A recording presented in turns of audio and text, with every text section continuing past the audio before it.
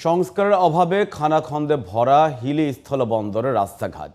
এতে যানজট সৃষ্টির পাশাপাশি প্রায় ঘটছে দুর্ঘটনা। চরম ভোগান্তি পোহাতে হচ্ছে যাতায়াতকারীদের। সংশ্লিষ্ট কর্তৃপক্ষকে জানিয়েও কোনো প্রতিকার না পেয়ে ক্ষুব্ধ ভুক্তভোগীরা। হিলি প্রতিনিধি আনোয়ার হোসেন বুলু রিপোর্ট জানাচ্ছেন কিরণ মোস্তফা। হিলি স্থলবন্দরের টেম্পু স্ট্যান্ড থেকে 0 পয়েন্ট ও ধরন্দা, রাজধানী মোড় থেকে চার মাথা থেকে হাসপাতাল পর্যন্ত সড়কের কার্পেটিং উঠে গেছে কয়েক বছর আগেই। বর্ষা মৌসুমে সামান্য বৃষ্টিতেই বিপজ্জনক হয়ে ওঠে সড়কগুলো। ঝুঁকিপূর্ণ এসব সড়ক দিয়েই চলাচল করে আমদানি রপ্তানি পণ্যবাহী যানবাহন। অতিরিক্ত ঝাঁকুনির কারণে দ্রুতই নষ্ট হয় গাড়ির যন্ত্রাংশ।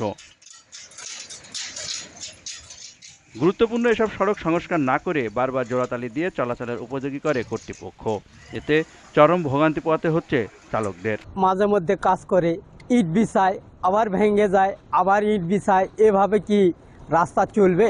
ভাঙা রাস্তার জন্য আমাদের পাতির ক্ষতি হচ্ছে, চাক্কার ক্ষতি হচ্ছে, টায়ার বাস্ট হচ্ছে, আমাদের অনেক সমস্যা। সারাদিন গাড়ি চালায়, রাত্রে যে ঘুম পারবো, শরীরের ব্যথায় তো ঘুম পারতে পারি না। আর যা কামাই করি এই গাড়ি ঠিক করতে আর শরীর ঠিক করতে আমার সব টাকা শেষ। সমস্যার কথা কর্তৃপক্ষকে বারবার অবহিত করেও প্রতিকার না পাওয়ায় ক্ষুব্ধ ভুক্তভোগীরা। প্রতিনিয়তই আমরা খুব কষ্টের মধ্যে দিয়ে, যন্ত্রণার মধ্যে দিয়ে এই রাস্তা দিয়ে আমরা চলাচল করছি। ঝুলাইয়ে থাকা যায় না, গাড়ি ঘোড়া চলা যায় না, চোখ মুখ মুন্দে যায়, খুব কষ্ট হয়। জমি অধিগ্রহণ জটিলতার কারণে সড়ক সংস্কার আটকে আছে জানিয়ে দ্রুত সমাধানের আশ্বাস দিয়েছে প্রশাসন। হিলি চার মাথা থেকে রাজধানী মোড় হয়ে পার হয়ে মহিলা কলেজ পর্যন্ত এই রাস্তাটার অধিগ্রহণের কারণে কাজটা একটু আটকে আছে। আমাদের এটার জন্য ভূমি মন্ত্রণালয় থেকে একটা চিঠি পাঠানো হয়েছে এবং চিঠির সাপেক্ষে প্রয়োজনীয় ব্যবস্থা গ্রহণ করা হচ্ছে এবং এই বিষয়টা হলে অধিগ্রহণ বিষয়টা শেষ হবে এবং কার্যক্রমগুলো শুরু হবে। তবে শুধু আশ্বাস নয়, বন্দরের আমদানি রপ্তানি গতিশীল রাখতে দ্রুতই সড়ক সংস্কারের উদ্যোগ নেবে প্রশাসন,